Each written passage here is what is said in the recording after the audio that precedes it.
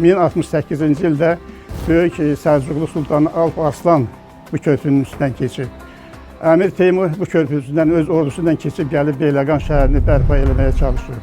Şah İsmail dəfələrlə bu körpünün üzərindən keçib. Hətta Aşıq Qurbani da öz bir misasında deyir ki, qolu bağlı keçdim Xudafərindən. Xudafərin körpüsü həm də böyük tarixi şəxsiyyətlərlə birbaşa bağlıdır.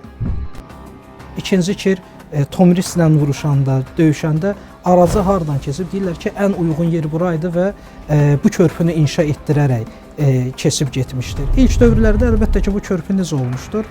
Müxtəlif taxtalardan, müxtəlif belə deyək, ağac materiallarından olmuşdur. Yəni, indiki vəziyyətindəki kimi möhtəşəm, unikal olmamışdır.